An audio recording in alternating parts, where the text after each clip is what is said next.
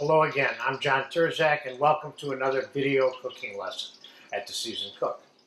Today I'm going to make for you a saffron rice pilaf. Pilaf, which only means cooked undisturbed, either on top of the stove or in the oven, usually in the oven, but today we're going to cook it on top of the stove. So all of the ingredients that we're going to use for this is Spanish saffron threads, some fine diced mirepoix, about 3 cups, 2 cups of white converted classic Americana rice that I rinsed for about 5 minutes in cold water, a little more than 1/4 of chicken stock, and a little bit of dried leaf thyme, and the 3 or 4 ounces of whole unsalted butter that I have in this pan right here. So I have the melted butter in this pan here. And we're going to take the 3 cups of the mirepoix and put it in here. Now, mind you, you can make this recipe without the mirepoix and without the saffron, and you can make this recipe without the chicken stock and just use water if you want. So I'm going to put a little bit of salt on here and a little bit of pepper, because we can always season this rice after it's all said and done, and a little bit of dried leaf thyme or fresh thyme, like a teaspoon or so. I'm going to put this back on the fire and just cook it for a couple minutes until those veggies are a little bit cooked. So it'll take about 3 or 4 minutes. Okay, it's been about 4 or 5 minutes. And as you can see, it's simmering in there. And now we're going to put the rice in here. We're going to do the John method here by steeping this covered, rather than with fire on it cooking, with hot boiling chicken stock, or you could be using hot boiling water, whatever the case may be. So we're going to take the quart of chicken stock and we're going to season it with the saffron so that we get a more of an even distribution. Now, how much saffron? There's such a thing as too much. Just because this has a fragrance and it has an expense doesn't mean the more you use, the better it's going to be. This is definitely not the case.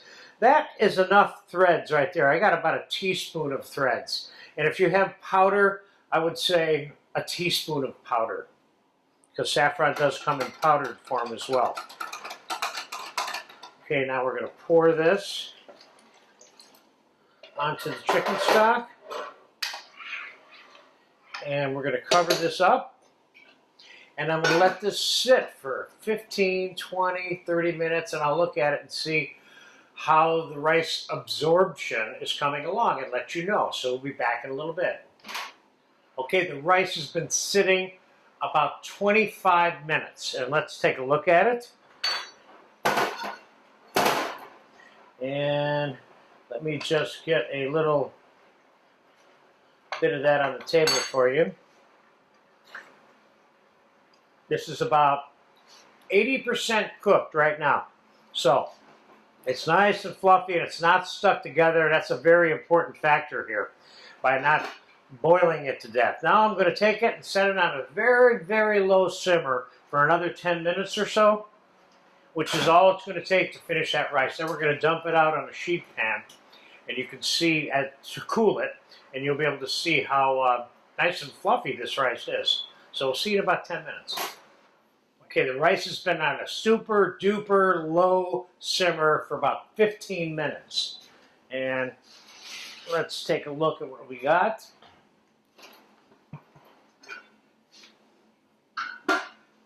And what we have is a nice fluffy white rice. I can see the saffron threads in it. It's taken on the hue of slightly yellow tint, which is all it needs to have to taste like saffron.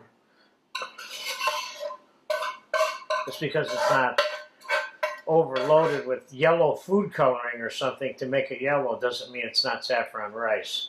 That's a very important lesson for you, that so much of the yellow rice that's out there is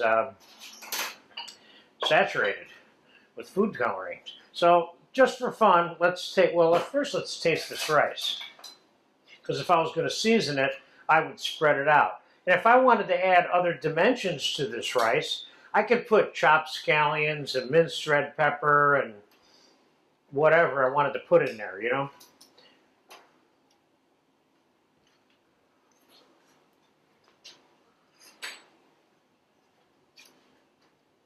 That rice is done. It's got enough, it has enough seasoning in it for me.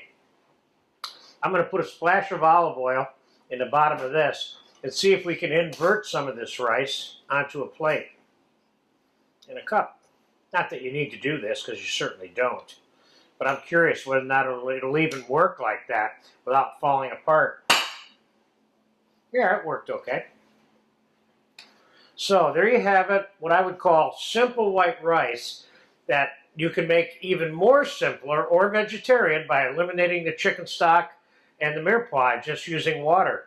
But there you have it. This is a necessary rice to know how to make, because there's just too many times where this is called for in some preparation that you're making. So enjoy this when you get a chance.